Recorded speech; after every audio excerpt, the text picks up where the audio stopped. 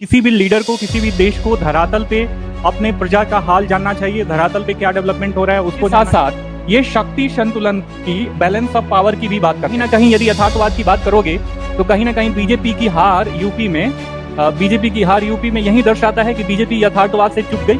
ये डेवलपमेंट ऊपरी लेवल पे हुआ, अपर स्ट्राटा के लोगों को और आसपास के लोगों को इससे लाभ मिल सकता है, लेकिन जब आप ग्रामीण इलाकों में जाके देखोगे तो इसका लाभ ग्रामीण इलाकों में इसका इन्फिल्ट्रेशन नहीं। क्या बोलते हैं, परपीचुअल शांति की बात करते हैं कि भैया चारों तरफ शांति होनी चाहिए। जैसे हमारे पवन बाबू हैं, ये क्या कह रहे हैं कि खाली झमकावला से ना हो। दैट मीन्स ग्राउंड लेवल पे जाके काम को देखना है, समझना है, करना है, तब नीतियों का क्या करना है, निर्माण करना है। और ये जो लाइन है, इस लाइन का मूल अर्थ है ये किसके नीति को सपोर्ट करता है, कौटिल्य के यथार्थवादी अप्रोच को सपोर्ट करता है। तत्व मीमांसा जानते हो, ज्ञान मीमांसा जानते हो, तो इसका फैब्रिक कैसे आप खोल रहे हो कि नहीं खोल रहे हो फैब्रिक। और यही क्या है, यही तो आपका प्रिपरेशन है।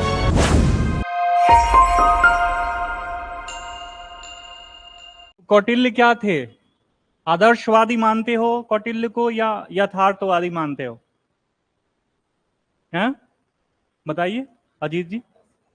आदर्शवादी नहीं थे, वो क्या थे, यथार्थवादी थे। रियल पॉलिटिक की बात करते थे, क्या थे, यथार्थवादी थे, है ना। रियल पॉलिटिक की बात करते थे, ठीक है, कि किसी भी लीडर को, किसी भी देश को धरातल पे अपने प्रजा का हाल जानना चाहिए, धरातल पे क्या डेवलपमेंट हो रहा है उसको जानना चाहिए, क्या कमियां हैं उसको मिटिगेट करने की कोशिश करनी चाहिए, और तब जाके नियम कानून बनाने चाहिए और आगे हमें बढ़ना चाहिए। इसके साथ साथ ये शक्ति संतुलन की, बैलेंस ऑफ पावर की भी बात करते हैं। क्या करते हैं, बैलेंस ऑफ पावर की भी बात करते हैं, ठीक है, कि पावर जब तक हमारे पास नहीं रहेगा, चाहे वह आर्थिक रूप से हो, मेन तो आर्थिक रूप से होगा तभी हम सैन्य रूप से पावरफुल हो पाएंगे। तो जब तक पावर नहीं हो पाएगा तब तक हम क्या कर सकते हैं, मतलब किसी को, अपने शत्रु को बैलेंस चेक बैलेंस नहीं कर सकते हैं, चेकमेट नहीं कर सकते हैं, ठीक है।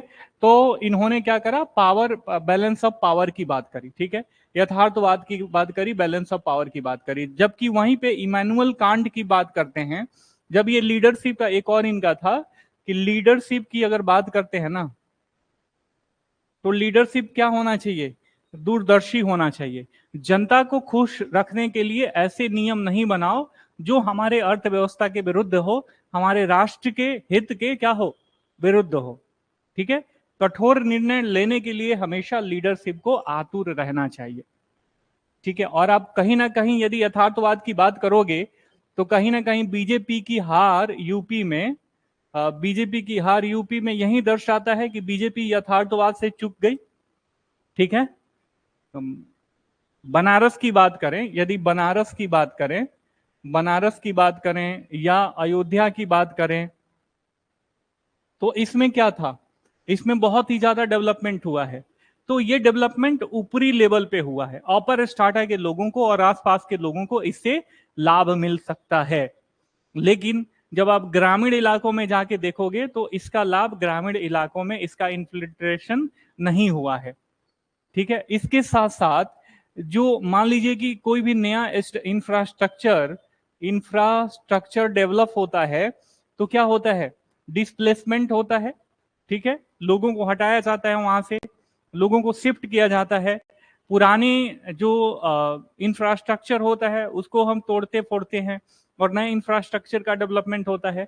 तो हुआ क्या कि बीजेपी गवर्नमेंट ने ये सारी चीजें यहाँ पे जो करी है ना, तो इससे जो प्रभावित लोग थे उनको सही समय पर यदि सहायता प्रदान करा दिया होता तो कहीं ना कहीं ये लोग बीजेपी के पक्ष में चले जाते, ठीक है। तो यहाँ पे हमें राजनीतिक दृष्टि से नहीं, यदि कौटिल्य कह रहे हैं यथार्थवाद की, इस दृष्टि से हमें सोचना है, ठीक है, कि कभी भी रियल धरातल पे रह के किसी भी नियम कानून का हमें क्या करना चाहिए, फॉर्मेशन करना चाहिए। पता चले ऊपरी, पहले मान लो कि नीति आयोग की बात करें, नीति आयोग से पहले क्या था, योजना आयोग की बात करें तो योजना आयोग क्या था, अनरियलिस्टिक अप्रोच के साथ चलता था, आदर्शवादी अप्रोच के साथ, क्या था, आदर्शवादी अप्रोच के साथ ये चलता था, है ना। One size fit for all के सिद्धांत पे काम करता था माय डियर फ्रेंड। किस पे काम करता था? One size fit for all के आधार पे, फिलॉसफी पे ये काम करता था कि सेंटर में क्या करें, हम कोई योजना बना दें और वो योजना सब सरकारों को बांट दें, राज्य सरकारों को बांट दें। वो ये देखने की कोशिश नहीं करते थे कि राज्य सरकार किसी पार्टिकुलर राज्य की क्या आवश्यकता है। ठीक है। सबसे बड़ा ड्रॉबैक जो है, हम हालांकि आने वाले क्लास में पढ़ेंगे, सब जो हमारा पॉलिटी का क्लास चल रहा है उसमें पढ़ेंगे, तो इसमें जो सबसे बड़ा ड्रॉबैक था योजना आयोग का यही था। इसीलिए इसको हटा के नीति आयोग का फॉर्मेशन किया गया प्रधानमंत्री के द्वारा, प्रधानमंत्री मोदी के द्वारा। ठीक है, कि नीति आयोग जो है पूरे देश को एक साथ लेके चलेगा, ग्राउंड लेवल पे चीजों को देखेगा, यथार्थवादी अप्रोच के साथ केस स्टडी करेगा और तब किसी भी योजना का क्या करेगा, फॉर्मेशन करेगा। आज ये भी गायब है लग रहा है ऑनलाइन वाला। ठीक है, तो ये चीजें हैं। ठीक है, लेकिन वहीं पे इमैनुअल कांट क्या बोलते हैं? परपीचुअल शांति की बात करते हैं कि भैया चारों तरफ शांति होनी चाहिए। ये क्या है? ये आदर्शवादी हैं। ये क्या है? आदर्शवादी हैं। आदर्शवाद पे बात करते हैं कि ठीक है भैया, आपका लीडरशिप होना चाहिए, बहुत ही स्ट्रांग होना चाहिए, लेकिन लीडर जो है कभी कभी राष्ट्रीय हित से परे जाके भी हमें वैश्विक हित के बारे में सोचना चाहिए। मतलब इनका ये, अगर इनके कहने पे हम चलें तो जो रोहिंग्या मुसलमान थे जो आए थे, बांग्लादेशी मुसलमान जो आए थे भारत में, उनको शरण वगैरह दे देना चाहिए। ठीक है, इनके अनुसार परपिचुअल शांति तभी स्थापित हो सकती है जब वैश्विक लीडरशिप में नैतिकता हो, सब लोग सबके बारे में सोचे। ये ऐसा कहते थे आदर्शवाद, लेकिन ऐसा हो नहीं सकता जब तक आप अपने हितों का संरक्षण नहीं करोगे और अपने हितों में बंटवारा करना यदि शुरू कर दोगे तो आपका हित क्या हो जाएगा, बाधित हो जाएगा। ठीक है, ये पॉसिबल नहीं है। मान लीजिए कि आज कोई विदेशी आ रहा है, ठीक है, माइग्रेट करके आ रहे हैं हमारे देश में, तो अभी तो कहेंगे कि भैया बस रहने का स्थान दे दो, कल इनके खाने पीने की, शिक्षा दीक्षा की व्यवस्था हमें करनी पड़ेगी, स्वास्थ्य की करनी पड़ेगी। फिर जाके कल क्या करेंगे, अधिकारों की बात करने लगेंगे कि हम भी मानव हैं, भारत में इतना दिन से रह रहे हैं, हमें भारत की नागरिकता चाहिए, हमें मूल अधिकार चाहिए। ठीक है, हमको भी ये राइट है कि हम वोट दें। ठीक, अधिकारों की बात, पहले जब शुरुआत में आए थे तो केवल इनको रहने का स्थान चाहिए था, खाने पीने का स्थान चाहिए था, सहायता चाहिए था। अब क्या करें, आगे जाके अधिकारों की बात करने लगे, और जब ये अधिकार मांगने लगेंगे तो कहीं ना कहीं आपके अधिकारों से समझौता होने लगेगा। ठीक है ना। तो जहां आपने एक तरफ देखा कि ये आदर्शवाद की बात कर रहे हैं और ये यथार्थवाद की बात कर रहे हैं, तो ये यथार्थवाद और आदर्शवाद दोनों को मिला के कैसे युद्धरत विश्व के लिए सबक लिया जा सकता है, इनकी क्या उपयोगिता है, क्या प्रासंगिकता है, इसी के बारे में आज के क्लास में हमें पढ़ना है। ठीक है, लिखिए।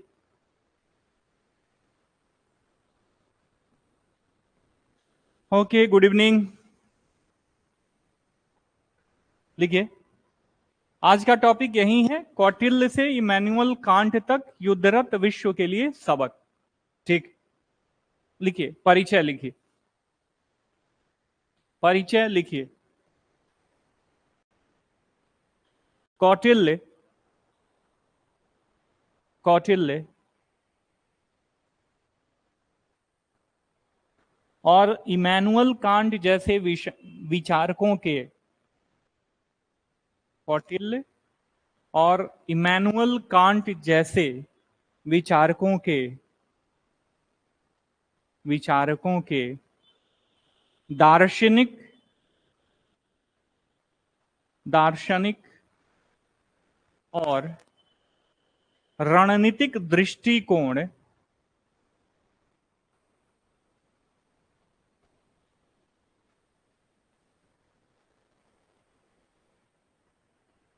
युद्ध के जटिल परिदृश्यों को समझने,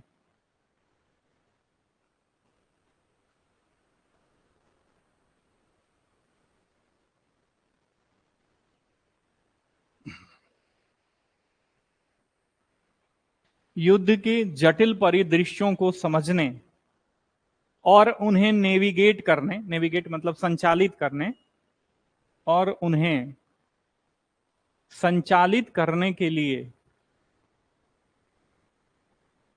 कालजयी सबक प्रदान करते हैं। इमैनुअल कांट का नाम सुने हो आप लोग? ये जर्मन फिलोसोफर थे, दार्शनिक थे, ठीक है। कालजयी सबक प्रदान करते हैं। उनके शिक्षाओं का विश्लेषण करके, उनके शिक्षाओं का विश्लेषण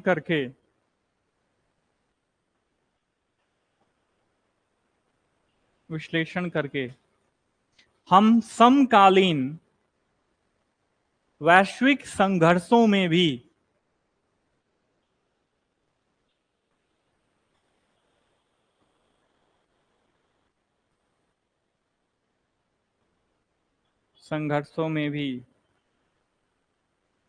प्रासंगिक मूल्यवान सिद्धांत प्राप्त कर सकते हैं। प्रासंगिक मूल्यवान सिद्धांत प्राप्त कर सकते हैं। पूर्ण विराम।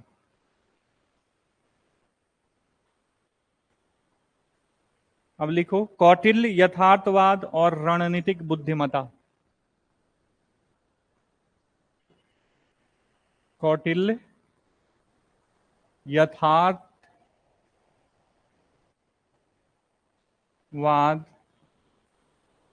और रणनीतिक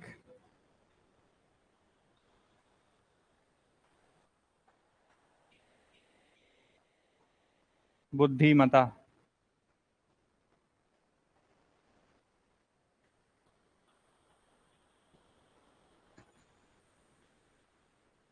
ठीक है, पहले इस पे आप क्या बना लो, एक वो बना लो, ठीक है।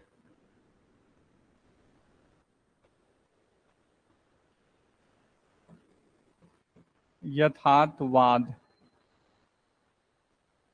दूसरा लिखो, राज्य और शासन। राज्य और शासन। तीसरा, आर्थिक शक्ति। इस सब पार्ट के अंतर्गत इसे हम पढ़ना है। इसमें यथार्थवाद में व्यवहारिक दृष्टिकोण,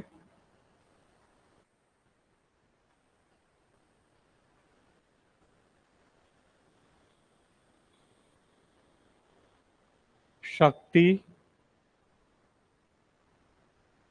संतुलन। राज्य और शासन में मजबूत नेतृत्व,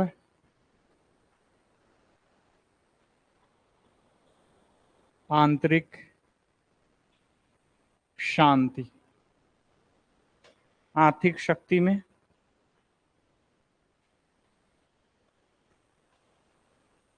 आर्थिक मजबूती। ठीक है, इन आधारों पे हम देखने की कोशिश करेंगे। ये लिख लो, मजबूत नेतृत्व। देखो ये है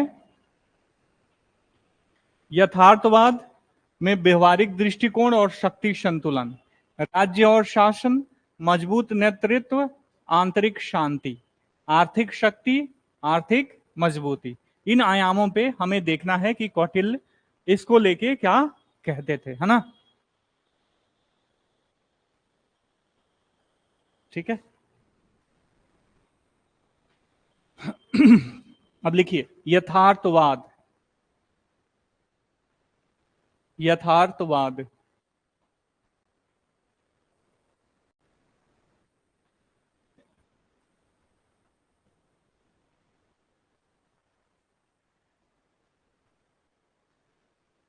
रियल पॉलिटिक, यथार्थवाद। ठीक है, लिखिए, इसमें लिखना पहला व्यवहारिक दृष्टिकोण, व्यवहारिक दृष्टिकोण,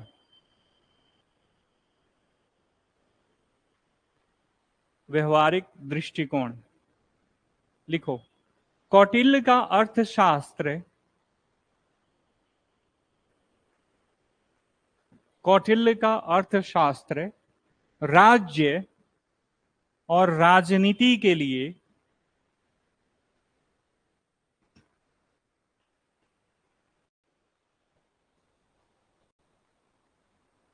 राज्य और राजनीति के लिए एक व्यवहारिक,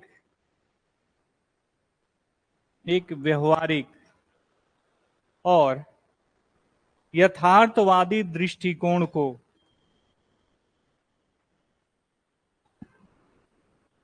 बल देता है।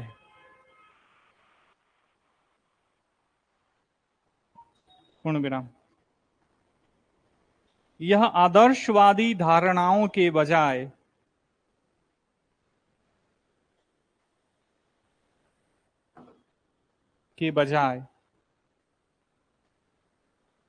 जमीनी हकीकत और व्यवहारिक नीतियों पर आधारित, व्यवहारिक नीतियों नहीं, व्यवहारिक विचारों पर आधारित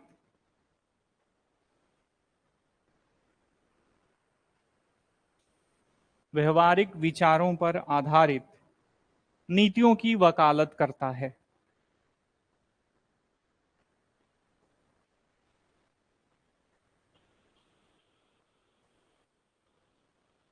ठीक, बात आ रही समझ में?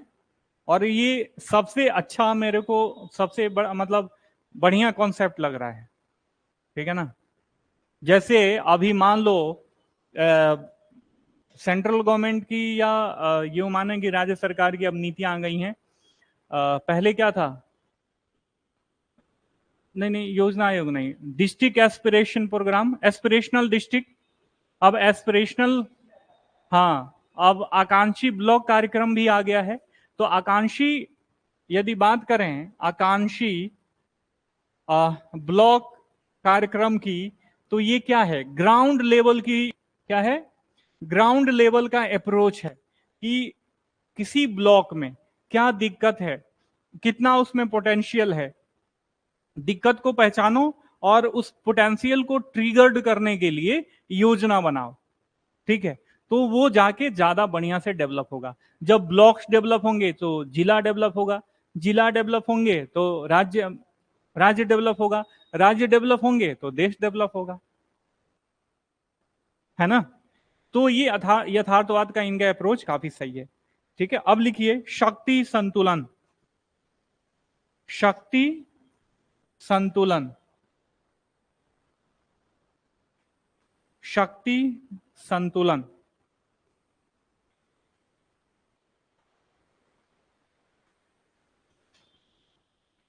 शक्ति संतुलन को समझना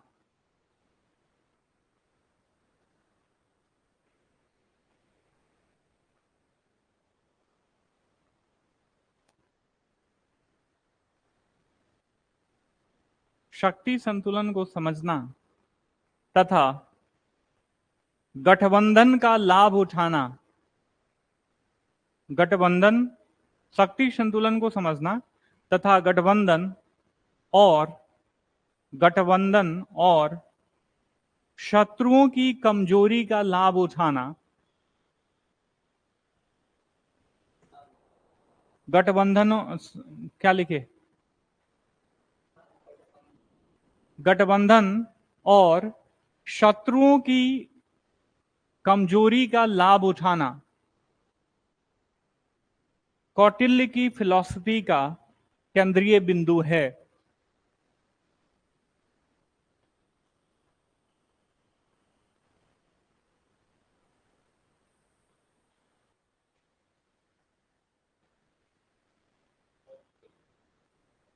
फिलॉसफी का केंद्रीय बिंदु है।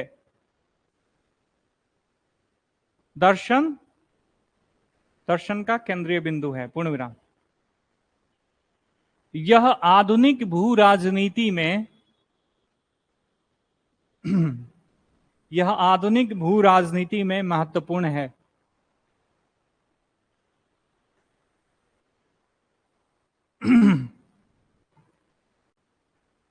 जहां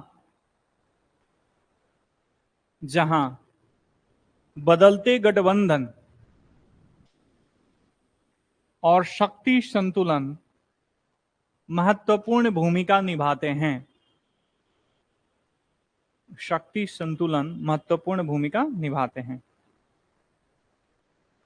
ठीक है, अब लिखिए राज्य और शासन। राज्य और शासन।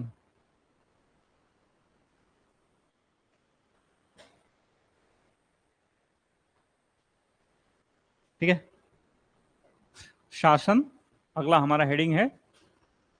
तो इसमें क्या था? पहला, मजबूत नेतृत्व। मजबूत नेतृत्व। ठीक है,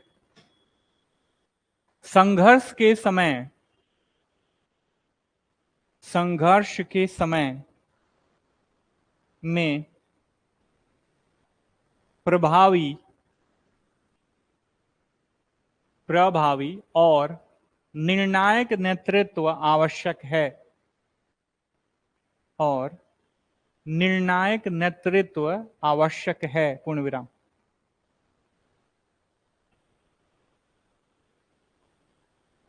कौटिल्य एक शासक के महत्व को रेखांकित करते हैं। कौटिल्य एक शासन के महत्व को रेखांकित करते हैं।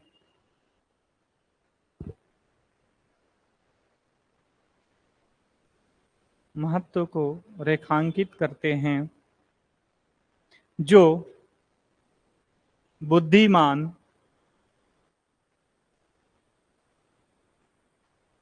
जो बुद्धिमान कौमा रणनीतिक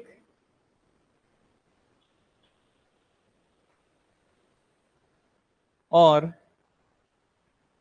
राज्य के अस्तित्व तथा समृद्धि के लिए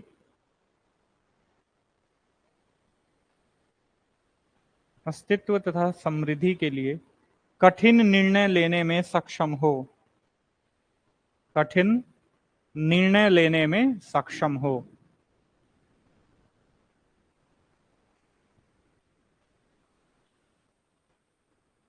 ठीक है, मतलब ओवरऑल वो पप्पू न हो। सिचुएशन को समझे, जियो पॉलिटिक्स को समझे और उस हिसाब से क्या करे? निर्णय ले। मैंने बताया ना कई बार आपसे ये सेंटेंस कहा है कि कभी भी घटिया राजनीति और बढ़िया अर्थशास्त्र एक साथ सरवाइव नहीं कर सकता। ठीक है, अभी हम दो, हमारे दो की पॉलिसी का इंप्लीमेंटेशन कितना जरूरी है कि नहीं है? लेकिन कोई भी पार्टी इसको करना नहीं चाहती है। क्यों? क्योंकि वो घटिया राजनीति कर रही है। इससे क्या होगा? इससे यदि दूरदृष्टि के हिसाब से देखें तो इसे आने वाले समय में हमें लाभ होने वाला है। संसाधनों का बंटवारा। देखो बिहार में जो सबसे बड़ी प्रॉब्लम है, बिहार में हरित क्रांति उतना फलदायी क्यों नहीं हो सकता? क्योंकि यहां पे जो जोताकार है ना, जोताकार मतलब जो आपका खेत का एरिया है वो क्या है? काफी कम है ना? काफी कम क्यों है? कि एक व्यक्ति को 4-4 ठो, 5-5 ठो, 10-10 ठो बच्चे हैं। तो पहले जिसका 1 बीघा था वो 4 कट्ठे में कन्वर्ट हो गया। फिर उसके 4 बेटे हुए तो वो 1-1 कट्ठा में कन्वर्ट हो गया। तो वो कहां से एग्रीकल्चर में इनपुट डालेगा? तो कहां से आउटपुट बढ़िया से आएगा? नहीं आएगा। तो जनसंख्या का स्थिरीकरण कितना जरूरी है? उसके लिए नियम एवं कानून चाहिए, उसके लिए स्ट्रांग लीडरशिप चाहिए जो अपना राजनीतिक हित ना देखे, ओवरऑल राष्ट्र का हित देखे। है कि नहीं है? इनके कहने के अनुसार ये है और यही समय, मतलब ये सही है, इसको नकारा नहीं जा सकता। ठीक है, अगला लिखिए आंतरिक स्थिरता। आंतरिक स्थिरता। आंतरिक स्थिरता।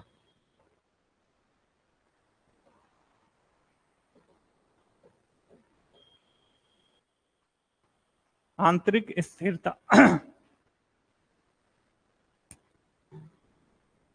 लिखिए, आंतरिक स्थिरता सुनिश्चित करना,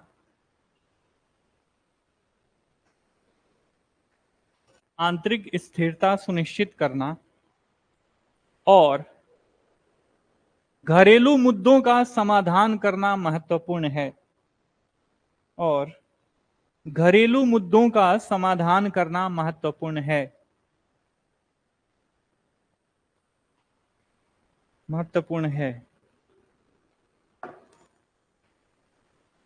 ताकि एक राज्य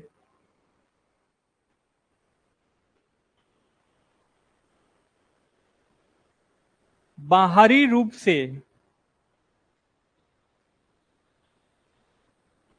शक्ति और प्रभाव का प्रदर्शन कर सके, बाहरी रूप से शक्ति और प्रभाव का प्रदर्शन कर सके।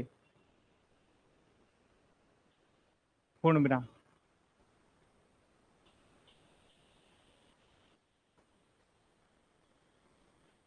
यह आज विशेष रूप से प्रासंगिक है, जहां आंतरिक अशांति किसी राष्ट्र की वैश्विक स्थिति को कमजोर कर सकती है। जहां आंतरिक अशांति किसी राष्ट्र की वैश्विक स्थिति को कमजोर कर सकती है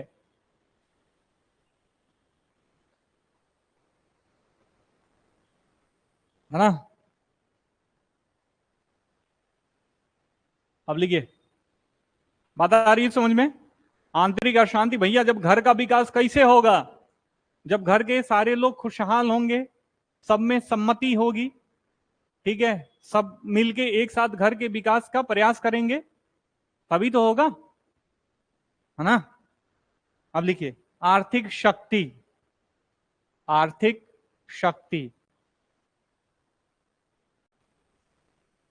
लिखिए, कौटिल्य एक मजबूत आर्थिक नींव की वकालत करते थे।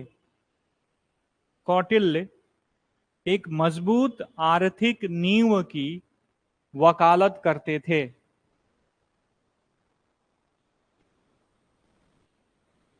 जो सैन्य और राजनीतिक शक्ति का आधार हो, आधार हो।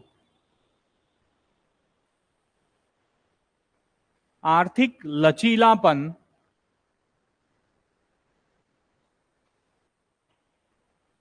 और आत्मनिर्भरता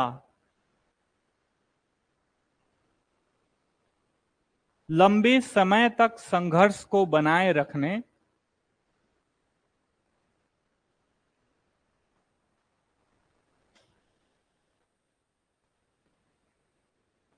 लंबे समय तक संघर्ष को बनाए रखने और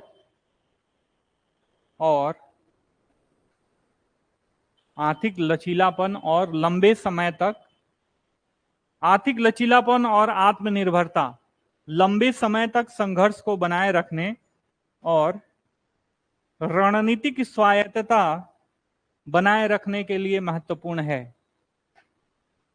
ठीक है, पूर्ण विराम। बनाए रखने के लिए महत्वपूर्ण है। ठीक है, तो ये हमने देख लिया कौटिल्य का। अब देखते हैं इमैनुअल कांट बबुआ का। Emmanuel, Emmanuel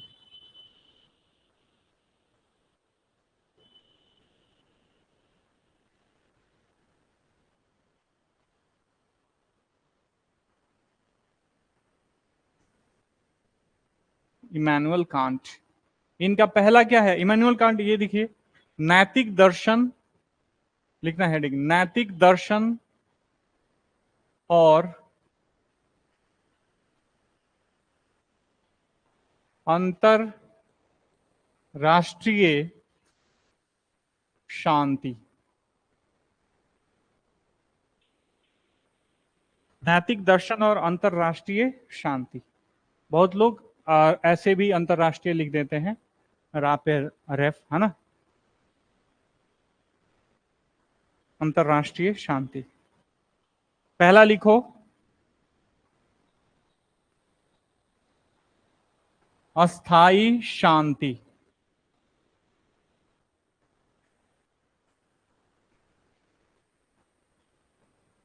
perpetual piece. लिखिए, इसका सब पार्ट लिखिए, इसका सब पार्ट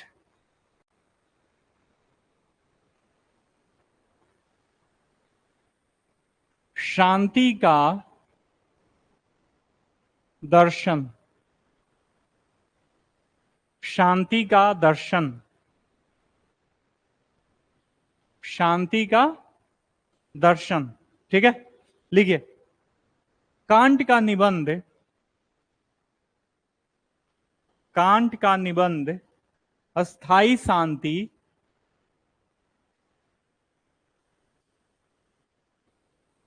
निबंध है, इनका एस्से है एक, है ना, आर्टिकल है अस्थाई शांति। डबल इन्वर्टेड कॉमा में बंद कर देना और अस्थाई शांति को अंडरलाइन कर देना। एक अस्थाई शांति को प्राप्त करने के लिए, एक अस्थाई शांति को प्राप्त करने के लिए, प्राप्त करने के लिए रिपब्लिकन सिद्धांत, रिपब्लिकन संविधान, रिपब्लिकन सिद्धांत, कॉमा अंतरराष्ट्रीय सहयोग,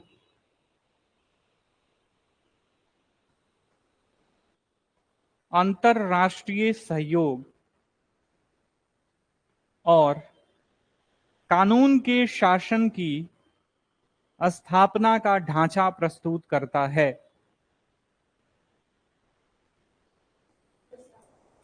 स्थापना का ढांचा प्रस्तुत करता है।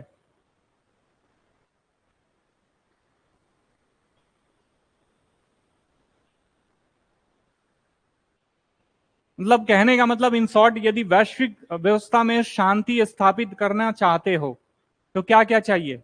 तुम्हारे पास रिपब्लिकन संविधान चाहिए, ये नहीं कि तानाशाही संविधान हो, ठीक है। साथ में अंतरराष्ट्रीय सहयोग चाहिए, एक दूसरे के सुख दुख में साथ देना, है ना। इन सारी चीजों से क्या होगा, हम अंतरराष्ट्रीय शांति को, अस्थायी शांति को प्राप्त कर सकते हैं, ठीक है। और कानून का शासन चाहिए, हर एक देश जो है कानून को माने। तो अभी क्या पॉसिबल है अंतरराष्ट्रीय परपिचुअल शांति प्राप्त करना? पॉसिबल नहीं है, क्योंकि चाइना ऐसा देश है कि कोई भी वैश्विक नियमों का दिन रात क्या करते रहता है, धड़ल्ले से उल्लंघन करते रहता है। इसका दूसरा सब पार्ट लिखिए, मुक्त राज्यों का संघ, मुक्त राज्यों का, मुक्त राज्यों का संघ। ठीक, देखिए, कांट, कांट न्याय और आपसी सम्मान के सिद्धांतों द्वारा, कांट न्याय और आपसी संबंध के सिद्धांतों द्वारा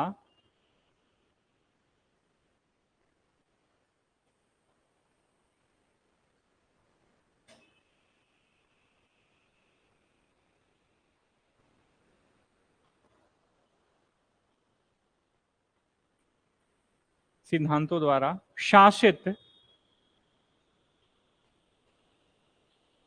मुक्त राज्यों के संघ का प्रस्ताव करता है। हाँ, मुक्त राज्यों के संघ का प्रस्ताव करता है,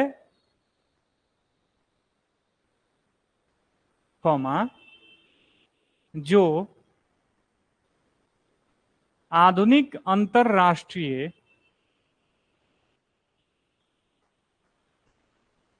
आधुनिक अंतर्राष्ट्रीय संगठनों जैसे संयुक्त राष्ट्र के लिए आधार तैयार करता है।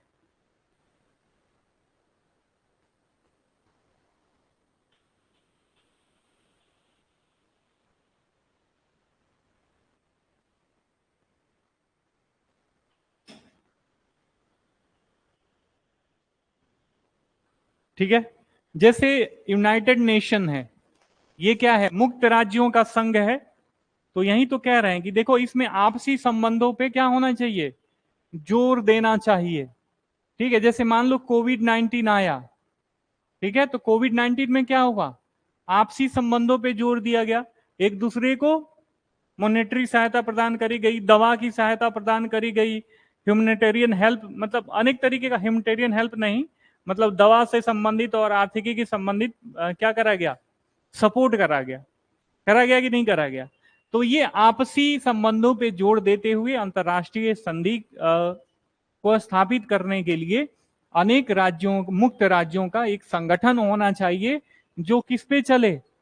कानून के आधार पर चले। ठीक है, और सबका साथ और सबका विकास करे।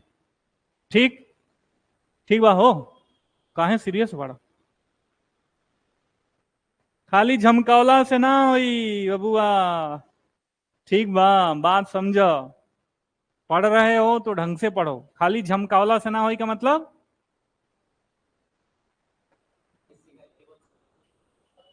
नहीं, मैं रहता ना बीपीएससी का क्वेश्चन सेटर तो अगला एसए का पॉइंट यहीं डाल देता, खाली झमकावला से ना होई। लोकोक्ति है, मतलब लोकल का। शो ऑफ करने से नहीं होगा, ग्राउंड लेवल पे चीजें होनी चाहिए। और ग्राउंड लेवल पे चीजें होनी चाहिए, ये किसके मत को सपोर्ट कर रहा है? देखो एसए के लिए ना, एसए के लिए आपको बहुत सारा पढ़ना नहीं है, बस अंतर्दृष्टि को क्या करना है? डेवलप करना है। और जो चीजें मैं बता रहा हूं, सिखा रहा हूं, उसको सीखते जाना है। खाली झमकावला से ना हो, दैट मीन्स खाओ सिंटू, समझ में आ रही है ना बात? देखो देखो, जैसे हमारे पवन बाबू हैं, ये क्या कह रहे हैं कि खाली झमकावला से ना हो, दैट मीन्स ग्राउंड लेवल पे जाके काम को देखना है, समझना है, करना है, तब नीतियों का क्या करना है? निर्माण करना है। और ये जो लाइन है, इस लाइन का मूल अर्थ है, ये किसके नीति को सपोर्ट करता है? कौटिल्य के यथार्थवादी अप्रोच को सपोर्ट करता है कि जो सरकार है, गवर्नमेंट है, उसको चाहिए कि अपने पब्लिक का वेलफेयर यदि करना चाहती है तो लीडरशिप तो एकदम से स्ट्रांग होना चाहिए। राष्ट्र के हित के लिए, लॉन्ग टर्म के हित के लिए कठोर से कठोर निर्णय ले, और धरातल पर जाकर लोगों को क्या आवश्यकता है, क्या कमियां हैं, बेसिक नीड्स पूरा हो रही हैं कि नहीं हो रही हैं, इस पे काम करे, और तब जाके क्या करे? वो आगे बढ़े। ठीक है, तो खाली झमकावला से ना होई, एक मतलब ये पूछ दिया गया। तो यदि आप तार्किक हो, आप में बुद्धिमता है, आप में ज्ञान अर्जन की क्षमता है, आप तत्व मीमांसा जानते हो, ज्ञान मीमांसा जानते हो, तो इसका फैब्रिक कैसे आप खोल रहे हो? खोल रहे हो कि नहीं खोल रहे हो? खोल रहे हो कि नहीं खोल रहे हो फैब्रिक? और यही क्या है? यही तो आपका प्रिपरेशन है। यही कहता हूं कि अपने अंतर्दृष्टि का विकास करो। ठीक बा हो, उदास कहाँ है तुम? जो नहीं आया, नहीं आया, क्या करना है? क्योंकि आज ताप भी बहुत है, आउटसाइड गर्मी भी बहुत है, तो सोचे होंगे कि सर करंट अफेयर्स में पढ़ा रहे हैं, चलो हटा।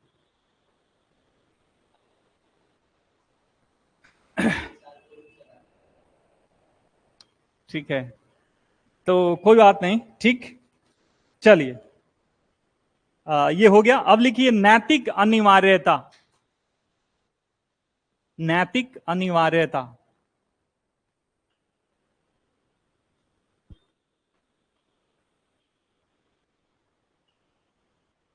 नैतिक अनिवार्यता लिखिए।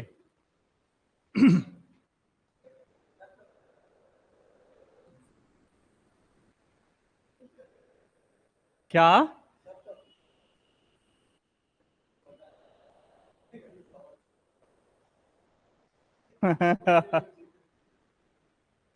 नैतिक अनिवार्यता, इसका सब टॉपिक लिखो, नैतिक आचरण।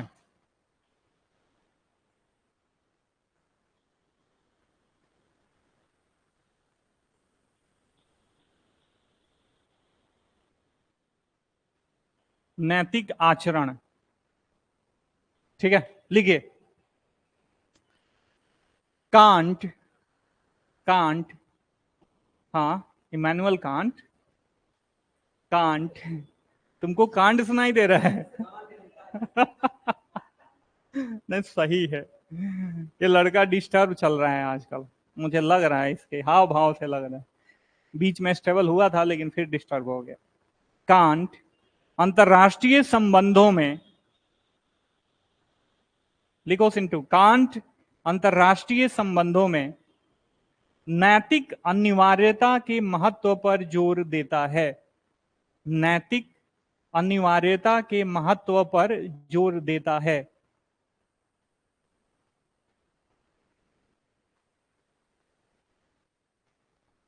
राष्ट्रों को न्याय, निष्पक्षता और मानवाधिकारों के सम्मान के सिद्धांतों के अनुसार कार्य करना चाहिए। राष्ट्रों को न्याय, निष्पक्षता और मानवाधिकारों के सम्मान के सिद्धांतों के अनुसार कार्य करना चाहिए।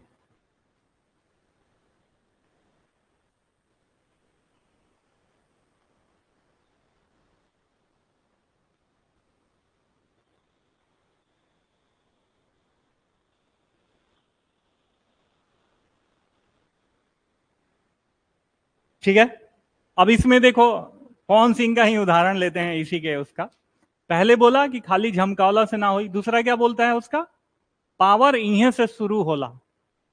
ठीक है, पावर इहे से शुरू होला, दैट मीन्स वैसे लोकतंत्र की बात करें हम, ठीक है, तो इमैनुअल कांट क्या कह रहे हैं, वैश्विक परपिचुअल शांति की बात कर रहे हैं, परपिचुअल पीस की बात कर रहे हैं, जिसमें सहयोग, बंधुता और आपसी सहयोग, बंधुता, लोकतांत्रिक संविधान, ठीक है, मुक्त मुक्त देशों के समूह की बात करते हैं, ताकि कोई भी आवश्यकता पड़े तो सबका साथ हो और साथ में सब किसी प्रॉब्लम को मिटिगेट करने का प्रयास करें। बट यहां पे पवन सिंह के कथनों के द्वारा कि पावर यहीं से शुरू होता है, पावर इहीं से शुरू होला, ये क्या बता रहा है कि अपने आप को वो सेंट्रल अथॉरिटी मान रहा है बंदा सामने वाला। कोई भी बॉडी क्या मानने लगी है, सेंट्रल अथॉरिटी। लेकिन डेमोक्रेटिक सिस्टम में क्या होता है, पावर कहां से शुरू होता है, पब्लिक से शुरू होता है। पब्लिक जो है ऑथराइज्ड करी है तो संविधान बना है। संविधान का शक्ति का स्रोत कौन है, हम लोग हैं।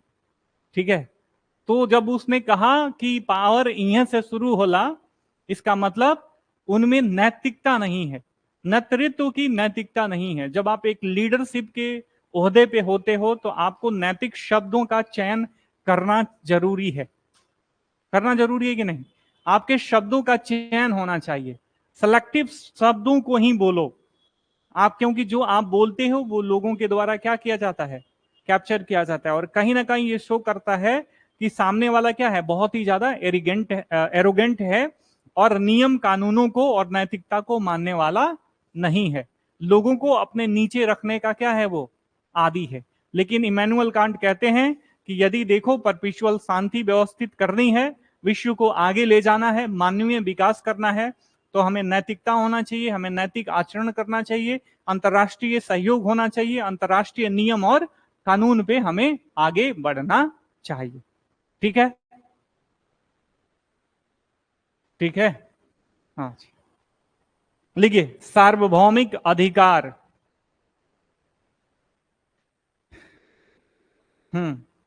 लिखिए, मतलब इसी का सब मतलब नैतिक अनिवार्यता का है सब सेक्शन, सार्वभौमिक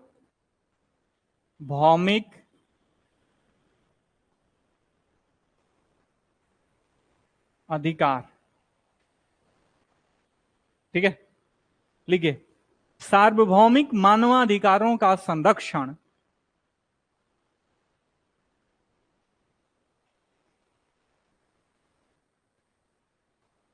जैसे अमेरिका क्या कहता है, अमेरिका पवन सिंह के बातों के अनुसार बात करता है ना, कि पावर इं से शुरू हुई, दैट मीन्स कहीं भी कोई प्रॉब्लम होता है तो उसमें वो क्या करता है, टपाक से कूद जाता है। लेकिन वो उसका कूदना क्या है, एक प्रॉब्लमेटिक अप्रोच है वो, ठीक है, जिससे केवल और केवल दिक्कत उत्पन्न होती है। जैसे इराक में कूदना,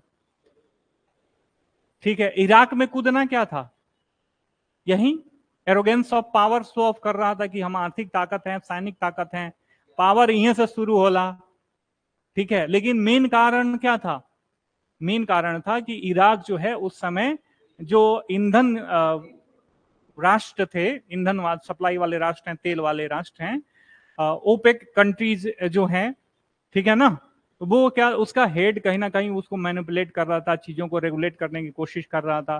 तो इराक, इराक की बात कर रहा है ना, तो क्या करा उसने, जानबूझ के कि इनके पास जैविक हथियार है सद्दाम हुसैन का, इराक जैसे देश को तबाह कर दिया। काफी विकसित, मतलब ठीक ठाक राज्य राष्ट्र था वो, ठीक है। तो जब आप में पावर, एरोगेंस ऑफ पावर आ जाता है, अंतरराष्ट्रीय कानूनों को नहीं मानते हो, ठीक है, सार्वभौमिक अधिकारों की बात नहीं करते हो, तो क्या होता है, तो वैश्विक व्यवस्था में अशांति फैलेगी। तो हमें सार्वभौमिक मानवाधिकारों की हमेशा क्या करनी चाहिए, बात करनी चाहिए। जब दोनों को जोड़ेंगे ना, तब जो हमारा हेडिंग है, वर्तमान वैश्विक जो युद्धरत वैश्विक व्यवस्था है, इसमें क्या प्रासंगिकता है, इन दोनों के थॉट प्रोसेस कितने प्रासंगिक हैं वर्तमान वैश्विक व्यवस्था में शांति स्थापित करने के लिए, तब आपको ज्यादा स्पष्ट होगा। लिखिए, सार्वभौमिक मानवाधिकारों का संरक्षण, सार्वभौमिक मानवाधिकारों का संरक्षण और लोकतांत्रिक मूल्यों का प्रचार, लोकतांत्रिक मूल्यों का प्रचार कांट की दृष्टि में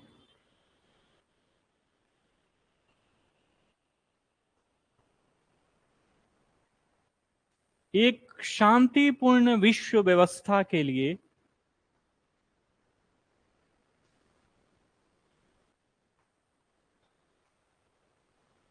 केंद्रीय तत्व हैं, केंद्रीय तत्व हैं।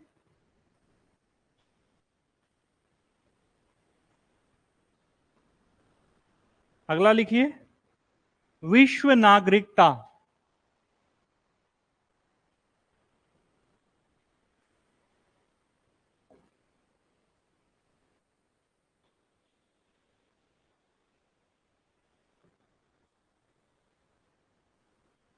कॉस्मोपॉलिटनिज्म, विश्व नागरिकता, ठीक है। लिखिए, विश्व नागरिकता का ये, हाँ, विश्व नागरिकता, ये तीसरा था, ठीक है ना, ये तीसरा था, ये मेन है, नैतिक अनिवार्यता के बाद ये तीसरा था कॉस्मोपॉलिटन, ठीक है। विश्व नागरिकता, इसका पहला सब पार्ट लिखो, क्या लिखोगे, वैश्विक नागरिकता, हाँ लिखो यही वैश्विक नागरिकता, फिर वैश्विक नैतिकता की बात करेंगे। वैश्विक नागरिकता लिखो, कांट एक, कांट एक वैश्विक दृष्टिकोण की वकालत करता है, वैश्विक दृष्टिकोण की वकालत करता है, जहां, जहां व्यक्ति और राष्ट्र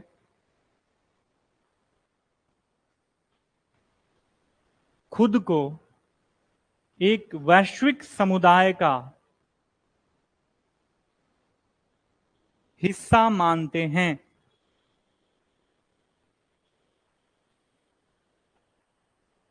जिससे, जिससे सहयोग और समझ को बढ़ावा मिलता है, जिससे सहयोग और समझ को बढ़ावा मिलता है, पूर्ण विराम। अब लिखिए अगला, वैश्विक नैतिकता।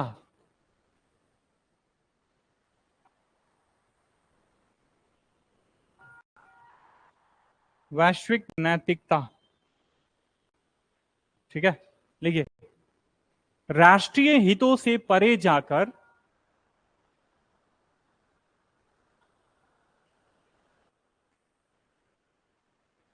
राष्ट्रीय हितों से परे जाकर सामान्य मानवीय मूल्यों, सामान्य मानवीय मूल्यों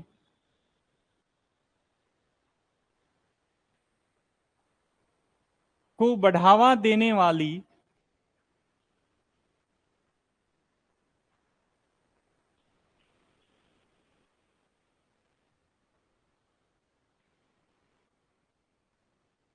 एक वैश्विक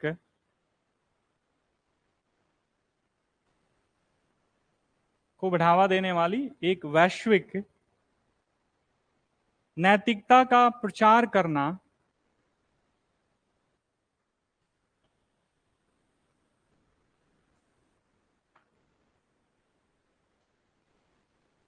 संघर्षों को कम करने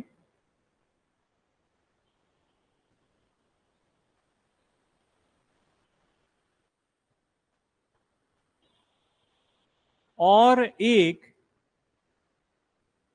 सामंजस्य पूर्ण विश्व का निर्माण करने के लिए आवश्यक है।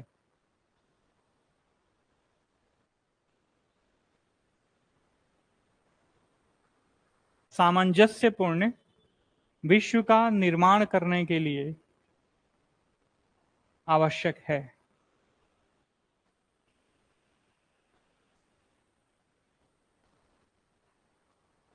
ठीक, बात आ रही है समझ में?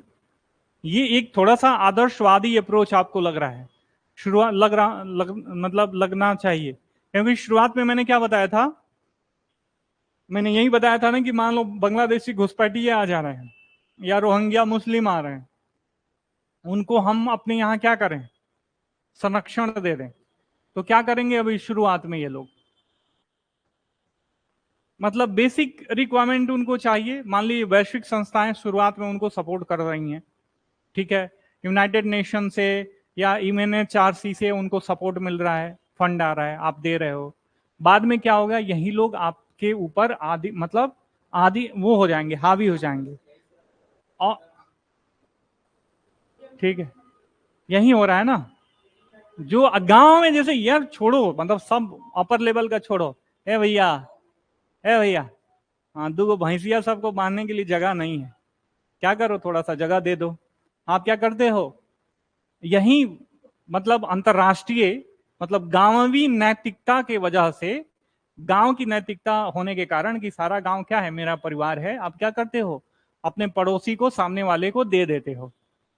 और आपको 2 महीना 3 महीने के बाद आपको चाहिए अपना लैंड।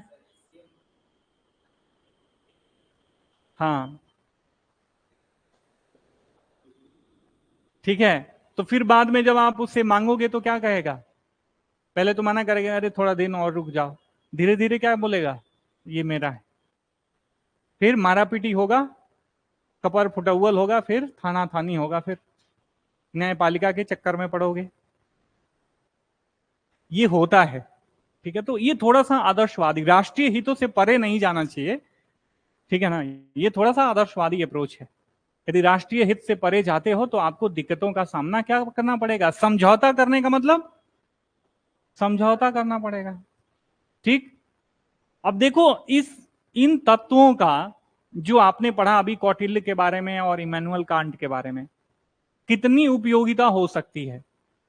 आईआर का क्वेश्चन लिख रहे हो तो उसमें इमैनुअल कांट के विचारों को डाल सकते हो, ठीक है। चाहे यथार्थवादी विचारों को डाल सकते हो, कौटिल्य के यथार्थवादी विचारों को डाल सकते हो कि नहीं डाल सकते हो। ऐसे लिखोगे वहां पर भी इसकी आवश्यकता पड़ेगी। तो ये होता है पढ़ना। पढ़ना का मतलब कोई भी टॉपिक पढ़ो तो उसका मल्टी डायमेंशनल यूज अपने दिमाग में लेके रखो कि भैया ये पढ़ लिए हैं तो जहां भी कुछ भी अगर लिख रहे हैं तो रिलेवेंसी के अनुसार इसका इनपुट हमें वहां पे क्या करना है, देना है ना सिंटू? रेलेवेंसी के अनुसार इनपुट देना चाहिए आपको। ठीक, अब लिखिए कौटिल्य और कांत को एकीकृत करना, कौटिल्य और कांट को एकीकृत करना एक व्यापक दृष्टिकोण है, एक व्यापक दृष्टिकोण।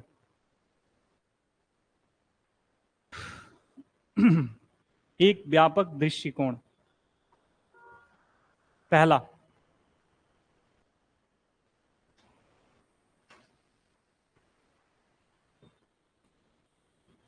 शक्ति संतुलन के साथ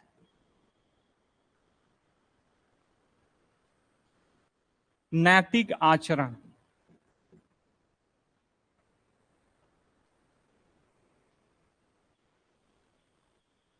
शक्ति संतुलन के साथ नैतिक आचरण। लिखिए कौटिल्य के यथार्थवाद को,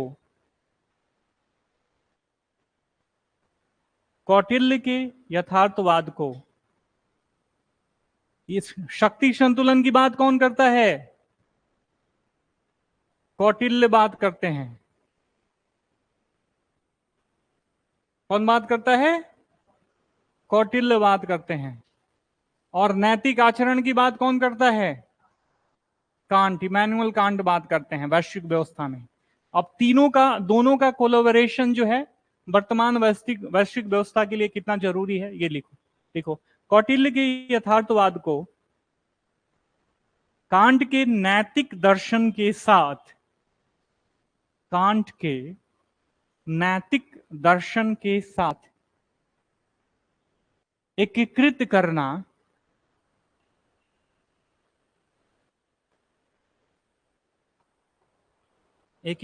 करना शक्ति संतुलन और नैतिक विचारों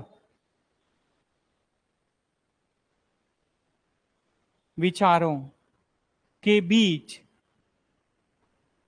संतुलन बनाने का काम करता है। पूर्ण विराम।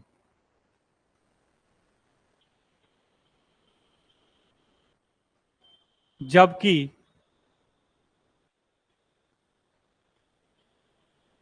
रणनीतिक हित महत्वपूर्ण है, रणनीतिक हित महत्वपूर्ण है, कॉमा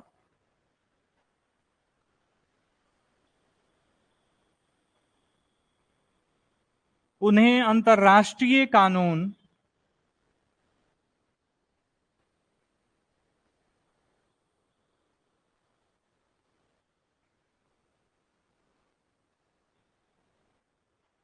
और नैतिक मानदंडों के ढांचे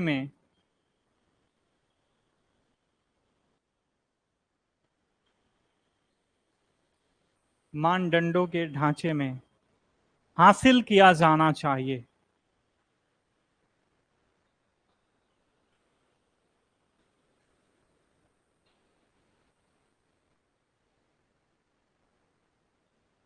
ठीक, अब देखो, अब एक एग्जाम्पल से समझो। यहां पे जो वर्तमान में मोदी गवर्नमेंट है, ठीक है, अफगानिस्तान को जो सहायता दे रही है वो किस तरीके का सहायता है? ये कौटिल्य और कांट का दोनों का अप्रोच है इसमें। ठीक है, ठीक है, कौटिल्य और कांट का दोनों का अप्रोच है। कांट का जो अंतरराष्ट्रीय नैतिकता की बात करी जाती है, ठीक है, वो है सपोर्ट कर क्या देगा? गेहूं देगा। कितने ट्रक? 10-20 ट्रक गेहूं दे देगा। ठीक है, क्योंकि हमारे यहाँ क्या है, उत्पादन ज्यादा है, वैसे ही हमारे यहाँ खराब हो जाता है, तो क्यों ना हम अच्छा गेहूं, यदि हमारा पड़ोसी संकट में है तो उसे हम दे दें। तो ये क्या हो गया? एक नैतिक मोरल अप्रोच हो गया। और दूसरा, इससे रणनीतिक हित भी साधने की कोशिश की जा रही है। अफगानिस्तान को कमाने की, अपना दोस्त बनाने की कोशिश करी जा रही है। तो यहां पे क्या है, यथार्थवाद, यथार्थवाद, शक्ति संतुलन भी क्या है, शामिल है माय डियर फ्रेंड। ठीक है, तो इसीलिए अभी वर्तमान की जो एनडीए गवर्नमेंट है, मोदी गवर्नमेंट है, इसका जो इंटरनेशनल रिलेशन है, ये हाई लेवल पे, इंडिया जहां पे केवल एक दर्शक था पहले, पार्टिसिपेंट भर था, अब एक वैश्विक लीडर बन गया है।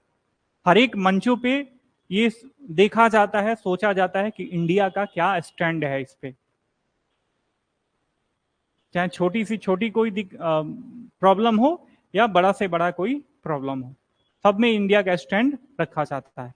क्योंकि इंडिया का जो डिप्लोमेटिक टीम है अभी, अभी के प्रेजेंट गवर्नमेंट की, उसको यथार्थवाद और आदर्शवाद, कहां पे क्या, कितना इनपुट के साथ, कितना डिग्री के साथ, कितना खिचड़ी पका के आगे का रिलेशन डेवलप करना है, सब उसे क्या है, पता है। ठीक, पता रही समझ में। इसीलिए इतना देख रहे हो कि नहीं, यहां पे शक्ति संतुलन की भी बात करी जा रही है, रणनीतिक हित है कि नहीं है यहां पे। जब अफगानिस्तान हमारा मित्र हो जाएगा तो आप मध्य एशिया से अप्रोच भी होगा, और साथ में आप क्या करोगे, पाकिस्तान को भी आप काउंटर करने की कोशिश कर रहे हो। बहुत बढ़िया, सही रास्ते पे जा रहे हो। ठीक है, अभी भी अश्व अक्षांश में फंसे हुए हो। ठीक है, तो निकलो इससे, है ना, हो जाएगा, प्रयास करोगे तो बीपीएससी बहुत बड़ी बात नहीं है। हाँ, बहुत पेपर नहीं, जो काम के हों वो दो, बाकी अश्व अक्षांश वाली चीज आप में नहीं होनी चाहिए। ठीक है ना, वो तो देना जरूरी है। मान लीजिए आप प्लान बी के बारे में सोच रहे हो तो ठीक है, आप उतना कॉन्फिडेंट नहीं हो, that's why you are thinking about plan B, तो ठीक है, कोई बात नहीं। प्लान बी के बारे में, प्लान बी के बारे में सोचना क्या है, गलत नहीं है ना। अब लिखिए, मजबूत नेतृत्व के साथ वैश्विक सहयोग, मजबूत नेतृत्व के साथ वैश्विक सहयोग, लिखो सिंटू, मजबूत नेतृत्व के साथ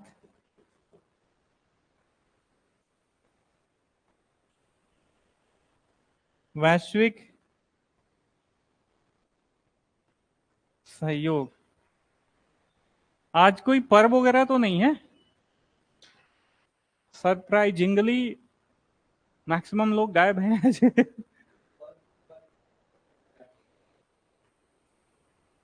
ठीक है, लिखिए, मजबूत नेतृत्व के साथ वैश्विक सहयोग की बात। आज का क्लास काफी इंपॉर्टेंट था, बेवकूफ से बच्चे हैं साहब। कौटिल्य द्वारा, कौटिल्य द्वारा बल दिए गए प्रभावी नेतृत्व को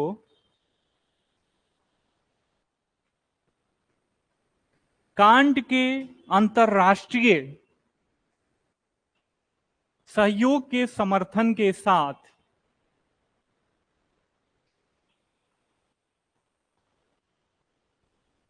पूरक होना चाहिए।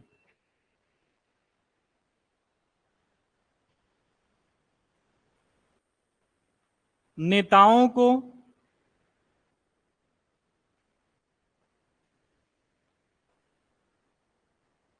राष्ट्रीय हितों और वैश्विक स्थिरता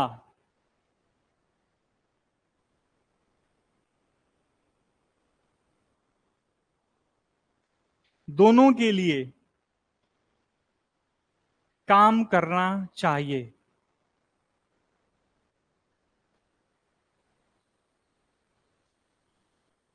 निसंदेह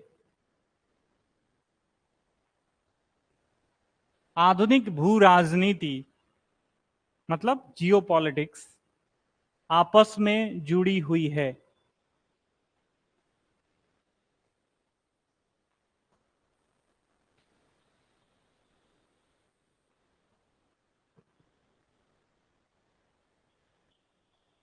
ठीक है, बात आ रही समझ में। कि ठीक है, स्ट्रांग लीडरशिप है, आप स्ट्रांग नेतृत्व के क्या है, व्यक्तित्व के धनी हो, नेतृत्व का, लीडरशिप का टोटल गुण जो है प्रधानमंत्री मोदी में है। ठीक है, तो वो क्या करते हैं कि हमारा जो है नेशनल इंटरेस्ट भी कहीं से भी किसी भी तरीके से कंप्रोमाइज नहीं होना चाहिए। ठीक है, और साथ में जो ग्लोबल स्थायित्व है इसमें भी बढ़ावा मिलना चाहिए। तो हम क्या करते हैं, एक साथ रसिया को भी हैंडल करने की कोशिश करते हैं और साथ में मानवीय सहायता किसको पहुंचाते हैं, यूक्रेन को भी पहुंचाते हैं।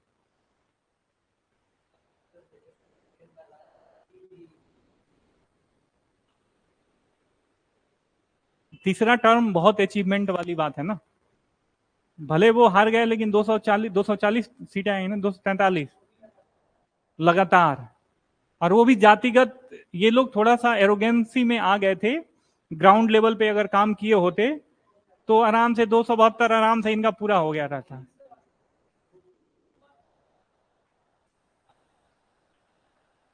ठीक है, और जो अपोजिशन था, संविधान बदल देंगे, आ, फिर पता नहीं क्या क्या कर देंगे। हाँ, तो ईवीएम हैक हो जाता, हैक हो गया है, ये सब खूब प्रोपेगेट मतलब ये प्रोपेगेंडा जो है खूब फैलाया गया, और ये लोग काउंटर करने की कोशिश भी नहीं किए। अब तुम्हारे बारे में कहा हुआ कि अफवाह फैलाया जाए गांव में, अब तुम उसको काउंटर ही नहीं करो तो आने वाले समय में सब लोग सही मानेंगे। बहुत जरूरी है, भुक्तभोगी हूं मैं, इस बात को ध्यान में रखना। कहीं भी कोई अफवाह फैले तो ऐसा लोग कहा जाता है ना, यहीं पे कौटिल्य का यथार्थवाद आता है।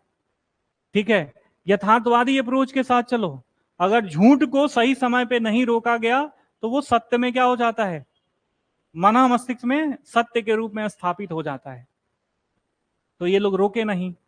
ऑब्जर्व करो सोसाइटी को, माइन्यूट परीक्षण, जिंदा रहो, जिंदा दिमाग का मतलब यही होता है, माइन्यूट परीक्षण। ये नहीं कि चीजें,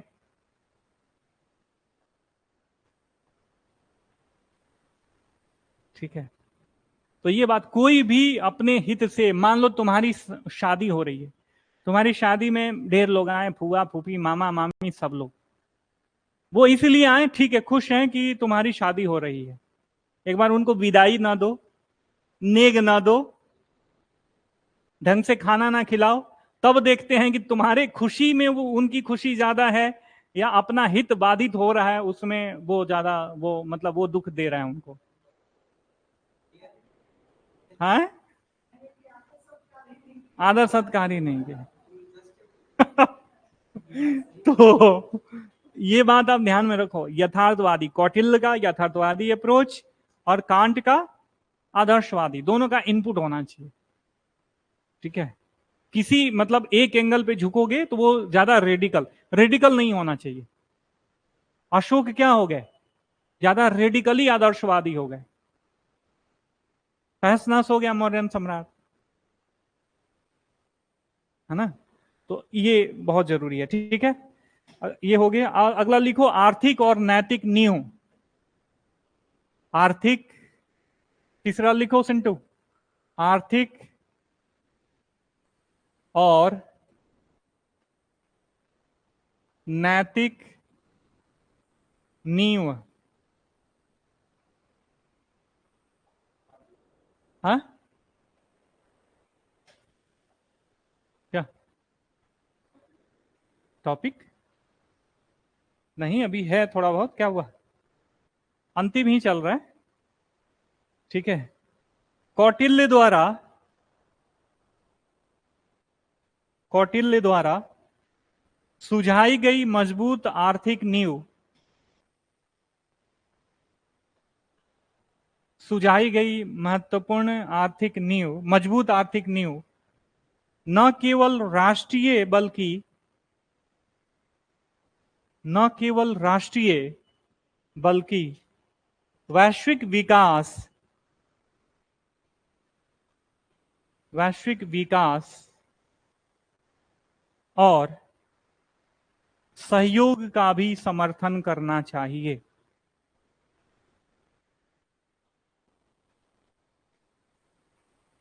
इसी तरह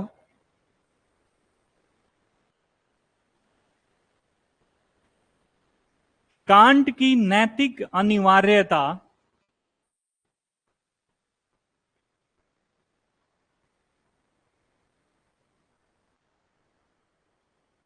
आर्थिक नीतियों को निष्पक्षता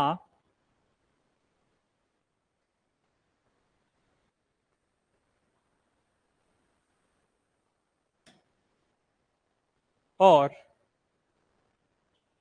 न्याय की दिशा में मार्गदर्शित करना चाहिए। न्याय की दिशा में मार्गदर्शित करना चाहिए। पूर्ण विराम। अगला लिखो, आंतरिक अशांत स्थिरता और वैश्विक शांति। आंतरिक स्थिरता और वैश्विक शांति।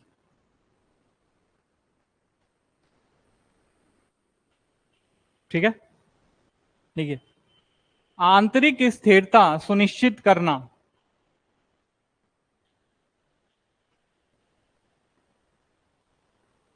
और घरेलू मुद्दे को और आर्थिक क्या है, सुनिश्चित करना और घरेलू मुद्दों का समाधान करने से एक राष्ट्र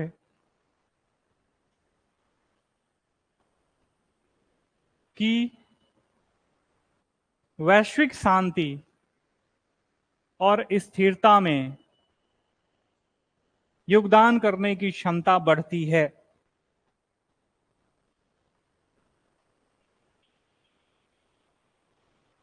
योगदान करने की क्षमता बढ़ती है। अब एक बात यहां पे केस स्टडी देखो पाकिस्तान की। ठीक है, पाकिस्तान की केस स्टडी देखो, क्या कह रहा है लाइन, क्या कह रहा है लाइन माय डियर फ्रेंड्स। आंतरिक स्थिरता, घरेलू मुद्दों का समाधान। ठीक है, क्या आंतरिक स्थिरता है पाकिस्तान में? बिल्कुल नहीं है। पीओके वाले क्या कर रहे हैं, अलग स्टेट की डिमांड कर रहे हैं। बलूचिस्तान में प्रॉब्लम है। ठीक है, तो ये क्या हो गया, मतलब अपने आंतरिक मुद्दों को वो क्या कर रहे हैं, एक तरीके से घरेलू मुद्दों का समाधान नहीं कर पा रहे हैं। और ये जो पीओके का मेन सेपरेशन की बात चले कि हमें हमें अलग कर दो, आजाद कर दो या इंडिया में मिला दो, कुछ भी करो, ठीक है, लेकिन हम पाकिस्तान के साथ नहीं रहना चाहते, क्योंकि ये जो है पाकिस्तान अपने घरेलू मुद्दों को मतलब उसको टारगेट नहीं कर पा रहा है, उसका समाधान नहीं कर पा रहा है। वहां पे इन्फ्लेशन बहुत ज्यादा है, बेरोजगारी है, कमाने के साधन बहुत ज्यादा कम हो गए हैं लोगों के पास। ठीक है, तो जो बेसिक नीड्स है वही पूरा नहीं हो पा रहा है। तो वहां पे क्या है, मतलब अभी कुछ दिन पहले आपने देखा होगा, चुनाव से पहले वहां पे जो चुनाव हुआ है प्रधानमंत्री का, उससे पहले आपने देखा होगा, ऐसा लग रहा था कि अब नहीं तो आज, नहीं तो कल, या अब नहीं तो अगले क्षण क्या हो जाएगा, घरेलू हिंसा, मतलब जो आंतरिक अशांति है यहाँ पे होगी और सिविल वार हो सकता है। सिविल वार के चांसेस क्या हो गए थे, बढ़ गए थे। तो मान लो पाकिस्तान जैसे देश में अगर सिविल वार हो जाता है, जिसके पास न्यूक्लियर क्या है, वेपन्स हैं, तो वैश्विक व्यवस्था के लिए और अंतरराष्ट्रीय शांति के लिए क्या एक थ्रेट साबित होगा कि नहीं होगा? मान लीजिए अनैतिक लोगों के पास, असामाजिक लोगों के पास चला जाए वो हथियार, आतंकवादियों के हाथ में, पाकिस्तान वैसे ही आतंकवादियों का घर है, ठीक है, तो उनके हाथों में चला जाए तो क्या होगा, वैश्विक व्यवस्था के लिए वो थ्रेट तो पैदा होगा ही। किसी को कहेंगे अमेरिका चुप रहो नहीं तो तुम्हें मार देंगे, इजराइल चुप रहो नहीं तो तुम्हें मार देंगे। ठीक है, रूस की दूसरी बात है, यहां पे पाकिस्तान की बात करें, घरेलू मुद्दों को टारगेट ही नहीं कर पा रहा है।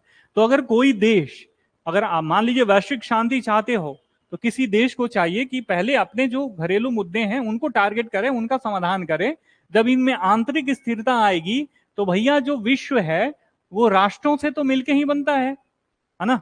शांत राष्ट्र जितने रहेंगे वैश्विक व्यवस्था में, उतना ही विश्व में शांति और स्थिरता ज्यादा रहेगी।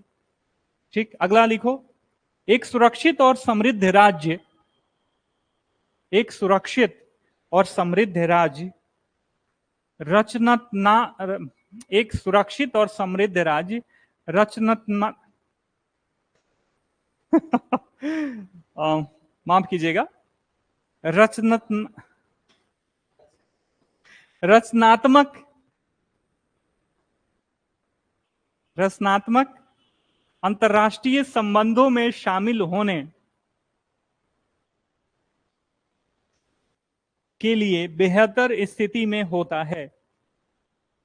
रचनात्मक अंतर्राष्ट्रीय संबंधों में शामिल होने के लिए बेहतर स्थिति में होता है, पूर्ण विराम। ठीक है, बात आगे समझ में। अब निष्कर्ष लिखो। स्थिति में होता है, अब निष्कर्ष लिखो।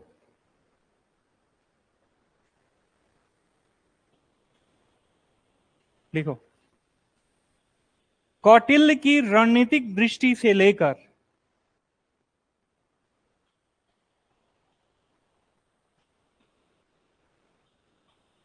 कांट के नैतिक अनिवार्यता तक,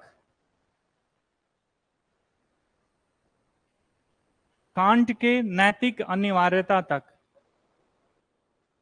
रणनीतिक दृष्टि से लेकर कांट की नैतिक अनिवार्यता तक इन विचारों से मिलने वाले सबक तक, इन विचारों से मिलने वाले सबक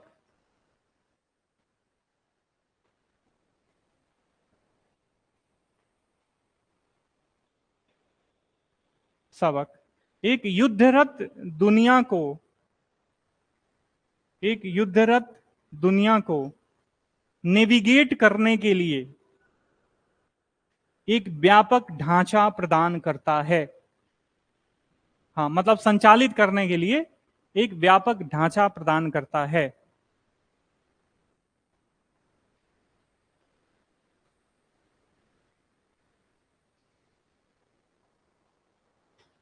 शक्ति और व्यवहारिकता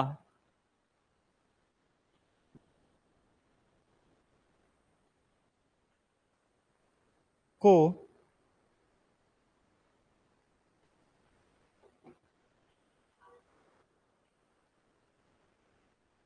नैतिक आचरण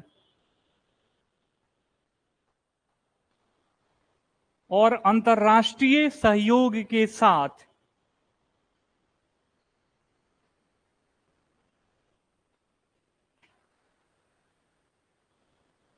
नैतिक आचरण और अंतर्राष्ट्रीय सहयोग के साथ संतुलित करके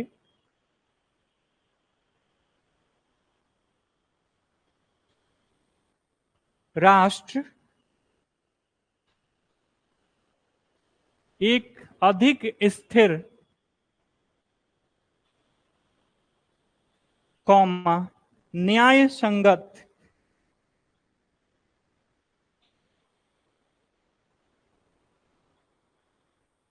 और शांतिपूर्ण वैश्विक व्यवस्था की दिशा में काम कर सकते हैं। हाँ, की दिशा में काम कर सकते हैं, पूर्ण विराम। ये कालातीत सिद्धांत, ये कालातीत सिद्धांत समकालीन नीति निर्माताओं के लिए मूल्यवान मार्गदर्शन प्रस्तुत करते हैं, जो मूल्यवान मार्गदर्शन प्रस्तुत करते हैं, जो आधुनिक संघर्षों की जटिलताओं को संबोधित करने का प्रयास कर रहे हैं, जटिलताओं को संबोधित करने का प्रयास कर रहे हैं।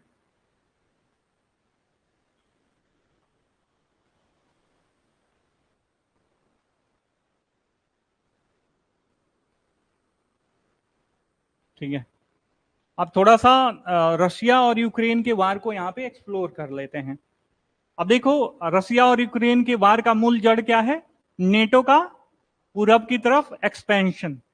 ठीक है, अगर अमेरिका को ऐसा लग रहा था कि यूक्रेन को कभी ना कभी रशिया क्या कर सकता है, कैप्चर कर सकता है। जैसे वो क्या था, क्रीमी आइलैंड, क्रीमिया, क्रीमिया को मिला लिया था। ठीक है, तो वो पहले यूक्रेन का ही हिस्सा ऐसा माना जाता है। ठीक है, तो कहीं यूक्रेन को भी क्या कर ले, ये कैप्चर ना कर ले। तो ये नेटो का एक्सपेंशन करना चाहता था अमेरिका, कि यदि और वेस्टर्न कंट्रीज की यदि ये लोग रशिया जो है यूक्रेन को अपने आधिपत्य में लेने की कोशिश करता है तो ये समझा जाएगा ये नेटो सदस्यों के विरुद्ध है। उसका यही मेन फिलॉसफी है, नेटो के किसी मेंबर पे, दोस्त पे झांपड़ मतलब मेरे पे झांपड़, मेरे दोस्त पे झांपड़ मतलब मेरे पे झांपड़, ये नेटो का फिलॉसफी है। नेटो के जितने भी दोस्त हैं, आपसी दोस्त हैं, तो हम लोग सब मिलके क्या करेंगे, रशिया को काउंटर करने की कोशिश करेंगे।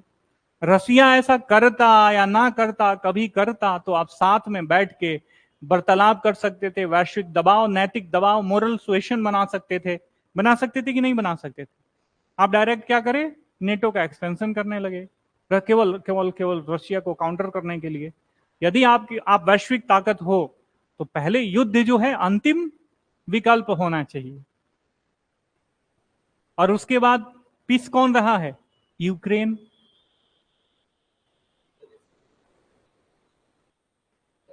ठीक है, और रसिया का मतलब यूक्रेन का वैसे ही मोस्ट ईस्टर्न जो हिस्सा है वो रशिया ने कैप्चर कर ही लिया है। ठीक है, तो इसमें जो वैश्विक लीडर थे उनको ये चाहिए था कि पहले हम शांति के मार्ग पे चलें। ठीक है, और जो नैतिकता है वैश्विक लीडरशिप में उसको हम प्रदर्शित करें, न कि लालच कपट। यही होता है वैश्विक राजनीति में अभी। फिलहाल इंडिया को छोड़ दें तो इंडिया ने अभी तक किसी से रिलेशन जो बनाया वो कपट के आधार पे नहीं बनाया। लेकिन अभी ये सोचो, वैश्विक व्यवस्था में जो भी देश हैं मैक्सिमम इंडिया की तरफ मूव कर रहे हैं, वो क्या कर रहे हैं, आर्थिक लाभ के लिए मूव कर रहे हैं। कहीं ना कहीं उनका आर्थिक हित है। इतनी 140-45 करोड़ की जनसंख्या, फिर इतना बड़ा बाजार, अगर हम इसको छोड़ देंगे तो हमारा अर्थव्यवस्था का विकास भी रुक सकता है। ठीक है, तो ये चीज रहा, कितनी समझ विकसित हुई। इंटरनेशनल रिलेशन में भी आप इसका यूज कर सकते हो। ठीक है, इससे में भी यूज कर सकते हो। शांति व्यवस्था, वैश्विक परिदृश्य और शांति व्यवस्था ऐसे कुछ पूछ दे तो यदि आप मतलब आईआर का तो छोड़ो और अशांति का मेन कॉजेज के बारे में लिखना तो छोड़ो, वो तो दूर की बात है। इन्हीं दोनों के बारे में यदि लिखने लगोगे तो 400 शब्द तो आपका ऐसे ही पूरा हो जाएगा। हो जाएगी कि नहीं हो जाएगा? अब जो लोग आज क्लास नहीं अटेंड किए वो कितना बड़ा चांस मिस कर दिए इसको अंडरस्टैंड करने। ठीक है, खैर इसको यूट्यूब पे भी मैं डाल दूंगा। ठीक है, ओके, बाय बाय।